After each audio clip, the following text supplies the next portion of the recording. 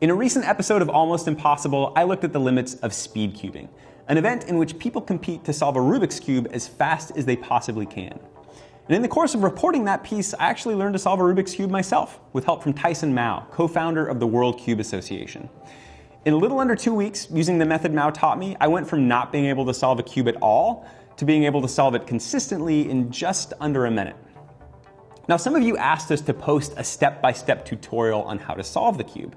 And maybe you've also heard it said that true mastery of a subject is achieved by teaching it to somebody else. So in the spirit of that maxim, I'm going to show you the method that I used when learning to solve the cube. In this video, you're going to learn the fundamentals of cubing, how to hold and manipulate the cube, how to read cube notation, and how to solve the cube in 8 steps. All you need to follow along is a scrambled cube. Now, if this is your first time solving one, I would budget about an hour plus or minus 15 minutes to your first solve. I know that's a long time, but the more time you spend practicing, the quicker those times will come down, and they do come down pretty fast, at least in my experience. Finally, there are many ways to solve a cube. This is just one of them. It's not the fastest, it's not the best, it's not the easiest by any stretch. It's just the method that was taught to me by a co-founder of the World Cube Association, and the method that I used to bring my times down to under a minute. You ready? Let's begin. So before you move anything, here are some concepts to keep in mind that will make solving the cube easier the more you practice. Number 1, when solving the cube, try to bear in mind that you're solving for pieces, not stickers. What do I mean by that? Most pieces on the cube actually have more than one sticker on them. So if you try to solve a cube by only solving for stickers, you'll quickly find that while you might be able to solve for one face, the other faces won't match. And that's because not all pieces on the cube are alike. There are 3 types. Edge pieces, like this one, have 2 stickers. They look like this. Corner pieces, like this one, have 3 stickers, and they look like this. And center pieces, at the middle of each 3x3 face, have 1 sticker. These center pieces are attached to an axle inside the puzzle, so they never actually move. On this cube, for example, the white center is always opposite the yellow center. The orange center is always opposite the red center, and the blue center is always opposite the green center. And that's an important thing to keep in mind, because the fact that these centers don't move mean that they actually dictate where all of the other pieces need to go. Now, this concept was a little confusing to me the first time I heard it, but I promise, the more time you spend with the cube, the clearer and more helpful this idea will become. Finally, many people think of the cube as being comprised of 6 faces, but another way to think about it is that it's comprised of 3 layers. A top, a middle, and a bottom. Today, we're going to focus on solving the cube 1 layer at a time. If you've already forgotten everything I just said, that's totally fine. You can just go back and rewatch it. For now, it's enough to have these ideas floating around in the back of your head. So with all of that stuff in mind, let's get started. The first step in solving the first layer of the cube is to make what cubers call the daisy. It's called making the daisy because when you're finished, you should have something that looks like this. A yellow center surrounded by 4 white edge pieces. So how do we get from here to here? Well, you start by finding the yellow center. The goal of this step is to surround this yellow center with 4 edge pieces of the opposite color, which in this case is white. If you've never solved a cube before, it is very tempting to just start turning faces at random in hopes of placing an edge piece where you want it to go, but I want you to resist that impulse. I'm going to give you 2 tips that will help you position those edge pieces logically. The first tip is that there are only 4 white edge pieces. That's it. Remember, you're moving pieces, not stickers, and there are only 4 edge pieces on this cube with white sides. To find them, all you have to do is inspect the cube in your hand. Once you find one, pause, think about the turns that you'll need to move to place it beside the yellow center. For example, here's a white edge piece. To place it beside the yellow center, all I have to do is this. Turn that right face 90 degrees. Here's another one. To get it beside the yellow center, I need to turn it here and then up. Trust me, the first few times I solved a cube, this process was not intuitive to me at all. But making the daisy becomes second nature very quickly the more you practice. The second tip is that once you have a petal to the daisy in place, you actually won't have to remove it from beside the yellow center to put any of the remaining petals in place. That's what I'm going to do now, and you should do the same. When you're done, your yellow center will be surrounded on all 4 sides with white edge pieces, like a daisy. Don't worry if you have a white corner piece as well. We'll get to that in a second. The second step to solving the first layer is to create the white cross. When you're finished with this step, you'll have a face with what looks like a white cross, or a plus sign, sort of depending on how you look at it. Start by looking at your daisy. If you've got white on any of your corners, remember, just ignore them. For now, we're going to focus on the 4 petals that reside on the edge pieces. Each of these 4 edge pieces has 2 stickers, 1 and 2. By rotating the top face of the cube, match the non-white sticker from each of those edge pieces to the centerpiece of the same color.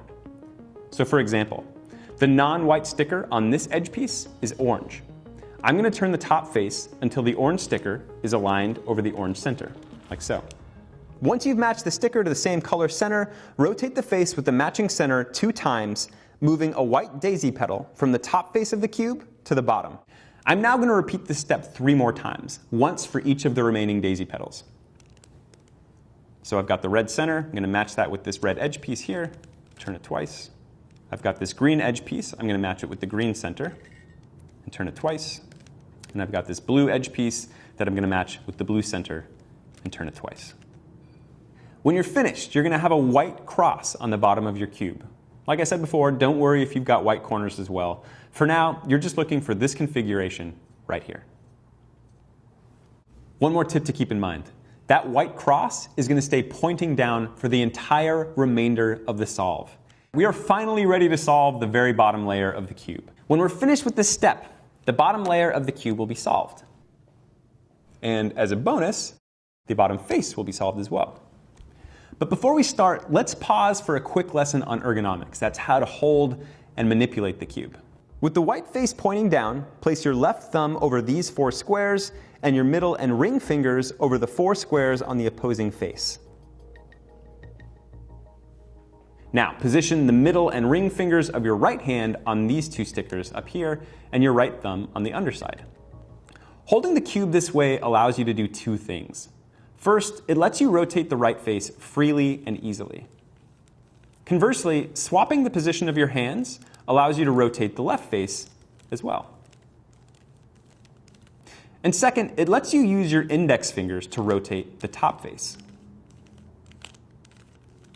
When you string these rotations together, you get 2 of the most fundamental moves in cubing. The first sequence is called the right trigger. It looks like this. Using your right hand, rotate the right face 90 degrees away from you. Use your right index finger to pull the top face towards you by 90 degrees. Then use your right hand to rotate the right face 90 degrees back towards you. With your left hand, it looks like this. Use your left hand to turn the left face away from you by 90 degrees. Use your left index finger to pull the top face towards you by 90 degrees. Then use your left hand to turn the left face back 90 degrees towards you. Mao calls this 3-move sequence the left trigger. The right and left triggers are the most fundamental moves in cubing. The more you practice them, the faster you'll get. We're also going to use these triggers a lot for the remainder of the solve, starting right here in step 3. Remember, the goal of this step is to solve the bottommost layer of the cube. And to do it, we're going to search for white stickers on the top layer that are facing outward. We want to solve the parts of the first layer that aren't already solved, which are the corners that have white stickers. So we'll be looking for those and placing them one at a time. Now, you might find that the cube you're holding has a white sticker on the top face of your cube. In fact, we actually see that here on this one. You also might have a white sticker in this bottom layer. If you see either of those things, don't worry about it. We'll get to those in a second. For now, just focus on white stickers on the sides of your top layer. So you have a white sticker. It's on a corner piece. Corners have 3 stickers. Ignore the top one. Instead, identify the color to the side of your white sticker. In my case, that sticker is green, and it is diagonally matched to a red center. What I want you to do now is rotate the top face until the color beside your white sticker, which in this case is green, diagonally matches to the center of the same color. If your corner sticker is oriented to the left of your center sticker, you're going to use your left hand to perform the left trigger by rotating the left face away from you, pulling the top face towards you with your left index finger, and then rotating the left face towards you. If the corner sticker is oriented to the right of the center sticker, you're going to use your right hand to perform the 3-move sequence by rotating the right face away from you, pulling the top face towards you with your right index finger, then rotating the right face towards you. You're going to perform this move again. Search the top layer for outward-facing white stickers like this one. Identify the color next to it. Align that color until it is diagonally matched to the center of the same color, and perform the appropriate right or left-handed trigger move. Here, it's to the left of the center sticker, so I'll use the left trigger. Same thing here, left. Same thing here, left. Now, there are a couple unusual situations that can arise during the third step, and they didn't actually happen on the cube I was using to solve, so I'm going to use a demo cube to show them to you here. The first is an outward-facing white sticker on the bottom layer instead of the top. If you run into this situation, simply find the sticker and determine whether it's on the right or left side of the face you're looking at. If it's on the right side, perform the right trigger by turning the right side 90 degrees away from you, pulling the top 90 degrees towards you, and then rotating the right face back 90 degrees towards you.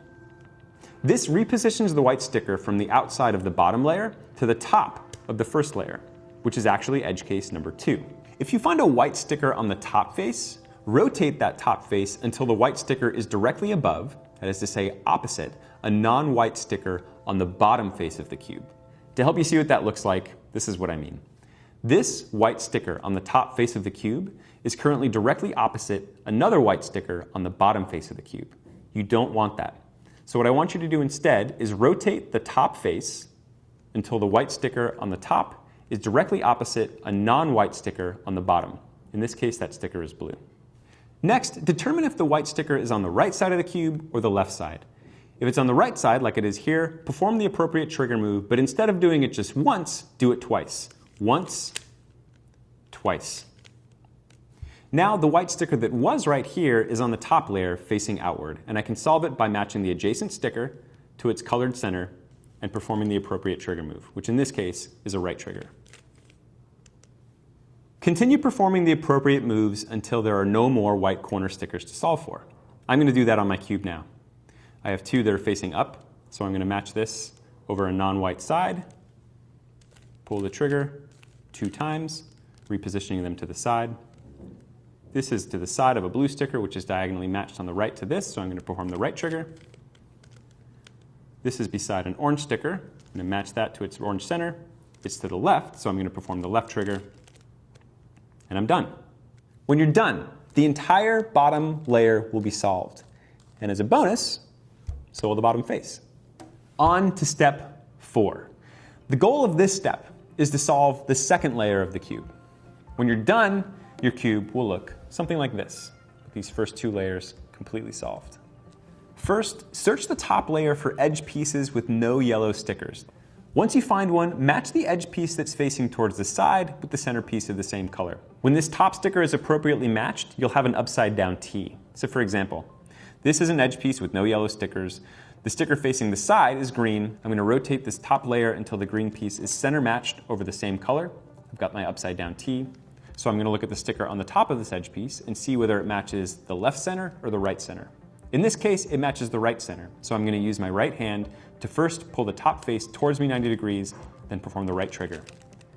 I've displaced the white sticker, so I'm going to use the sticker beside it, orange, diagonally match it to the center of the same color, and because it's on the left side, I'm going to use the left trigger to place it back on the bottom, just like in step 3.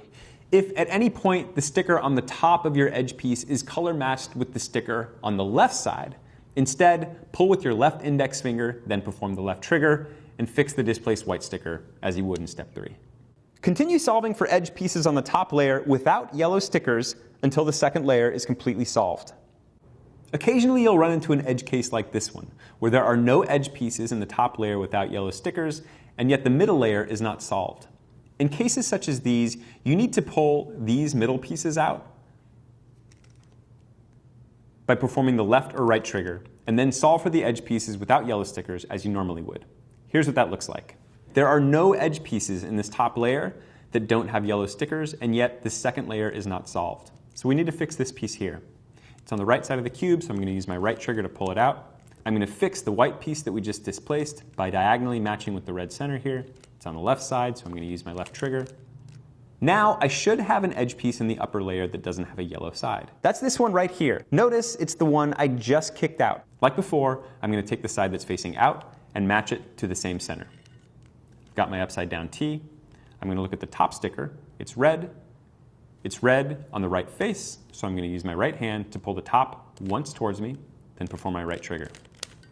Again, I've displaced this white piece, so I'm going to move the red diagonally match here. It's on the left side. I'm going to perform my left trigger. And now my second layer is entirely solved. All right, that brings us to step 5.